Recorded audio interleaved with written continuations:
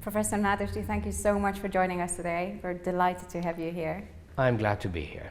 So at the end of your plenary on Friday, you said something like, so I hereby release you English teachers from the necessity of using IPA transcription in your classes.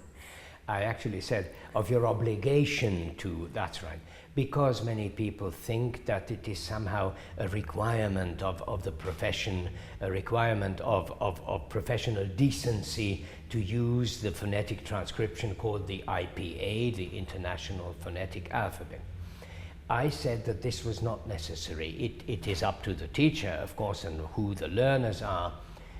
I gave two metaphors for this, and one was in physics. For measuring temperature, you have the Kelvin system and you have the Celsius system and the Fahrenheit, of course. But any good physics teacher, physicist would say that the Kelvin is the real thing, because the Celsius is stupidly sort of human-made. It depends on water, which we find so very important, but what is water? It's just a material. And the Kelvin is the real thing, but it's very difficult to use. And so I think in everyday life, in normal physics teaching, they still use the Celsius. The other is music teaching, whether you want your learners to read music or whether you say, yeah, that can wait, and first learn to sing or learn to play your instrument or something. Okay, and so if a teacher doesn't need IPA in a classroom, then is there an alternative way of helping students with pronunciation as far as this representation is concerned? Yes. One is what we call localization. That is to say, to use a transcription, or yes, we can use it, call it a transcription, which uses the letters of the mother tongue. So if you live in a country where, say, J is always spelled with DZS, as in Hungary, then you can happily use DZS to represent English J. So if I have a class of just Hungarian speakers and I speak Hungarian and I'm familiar with that alphabet and the letter to sound correspondences, then I could just use that. That's right. Or if you teach Polish people, they have the sound which is practically the same as English, W, W, but they spell it with an L and a bar across it.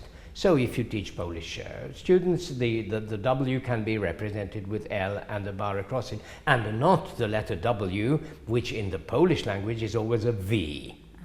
Okay, right. So that's what we mean by localization. The other thing is, well, an English respelling, which is, if you like, logically a localization to English itself. That is to say, if you want to help learners how to pronounce berry, to put in the ground, B-U-R-Y, which is certainly unusual, and then you can say this is pronounced like, and then you spell B-E-R-R-Y, the little fruit. That is to say, you have respelled the word into a more conventional form of English.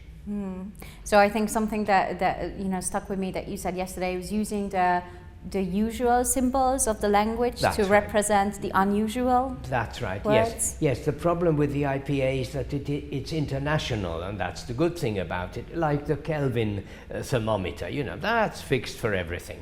Now, the letter J, for example, in English is the most regular one, and it's always pronounced J.